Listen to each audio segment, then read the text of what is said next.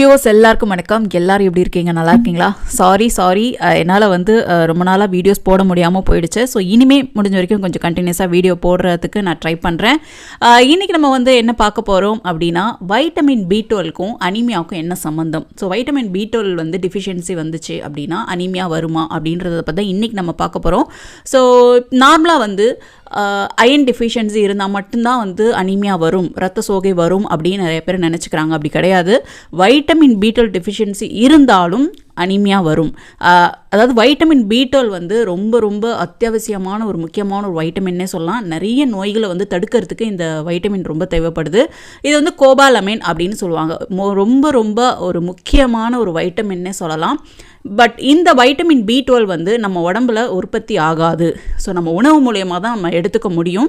So உணவு மூலயமா நம்ம எடுத்துக்கும் போது ஆட்டோமேட்டிக்காக நம்ம உடம்புல வைட்டமின் B12 வந்து அதிகமாகும். ஸோ அதனால் வந்து நிறைய நன்மைகள் வந்து நம்ம உடம்புக்கு கிடைக்கும்னு தான் சொல்லணும். ஸோ வைட்டமின் B12 வந்து என்ன வேலையை முக்கியமாக பண்ணுது அப்படின்னு பார்த்தோன்னா, ஆர்பிசியோட ப்ரொடக்ஷன், அதாவது சிவப்பு ரத்த அணுக்களோட உற்பத்திக்கு வந்து இந்த வைட்டமின் B12 வந்து ரொம்ப ஹெல்ப்ஃபுல்லாக இருக்குது. சில சமயம் இப்போ வந்து வைட்டமின் B12 வந்து ரொம்ப கம்மியாக இருக்குது ஸோ அப்படின்னா ஆர்பிசியோட ப்ரொடக்ஷனில் வந்து பாதிப்பு இருக்கும். அது உற்பத்தி ஆகிறதுல வந்து பிரச்சனை இருக்கலாம், இல்லை அந்த சிவப்பு ரத்த அணுக்கள் வந்து வளர்கிறதுல வந்து ஏதாவது ப்ராப்ளம் இருக்கலாம், அது வளர்ச்சியை தடுக்கலாம். ஸோ வைட்டமின் B12ங்கிறது ரொம்ப ரொம்ப முக்கியம். கம்மியாக இருந்துச்சுன்னா இந்த மாதிரி பிரச்சனைகள்லாம் கண்டிப்பாக நம்ம உடம்புல ஏற்படும்.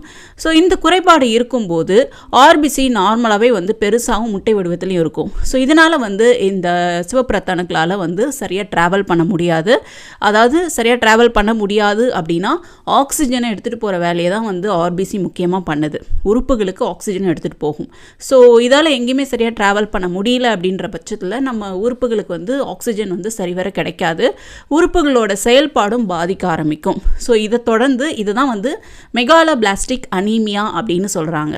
ஸோ இந்த அனீமியா வந்துடுச்சு அப்படின்னாலே நார்மலாக எப்பயும் இருக்கிற மாதிரி தான்.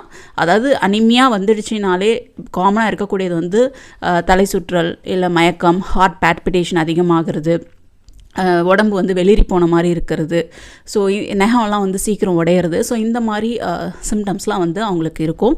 ஸோ இதை வந்து நீங்கள் உணவு மூலயமா இதை சரி பண்ணிக்க முடியும். ஸோ பயப்படவே வேணாம். ஸோ பால் சார்ந்த பொருட்களை வந்து நீங்கள் எடுத்துக்கலாம்.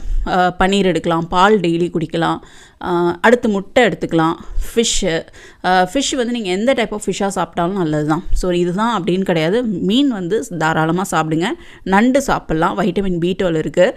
கைக்குத்தல் அரிசி, அப்புறமேட்டுக்கு இந்த திணை, வரகு, சாமை, இந்த அரிசிங்கள்லாம் வைட்டமின் B12 அதிக அளவில் இருக்குது. பாதாம் சாப்பிடுங்க. எல்லாத்துக்கும் மேலே ப்ரோபயோட்டிக் ரொம்ப முக்கியம்.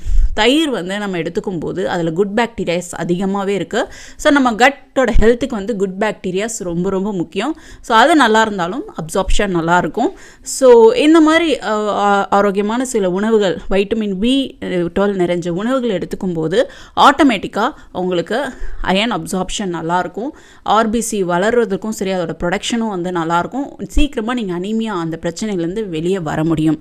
ஸோ அதனால் வந்து அனீமியா வர்றதுக்கு வைட்டமின் B12 டெஃபிஷியன்சியும் வந்து ஒன் ஆஃப் தி ரீசனாக இருக்குது. ஸோ அதை மைண்டில் வச்சுக்கோங்க. ஸோ ஆரோக்கியமாக சாப்பிடுங்க, நீண்ட ஆயுளோட சந்தோஷமாக இருங்க. நான் போட்ட இந்த வீடியோ கண்டிப்பாக உங்களுக்கு ரொம்ப யூஸ்ஃபுல்லாக இருக்கும்னு நம்புகிறேன். அடுத்த ஒரு நல்ல வீடியோவில் சந்திக்கிறேன். தேங்க்யூ.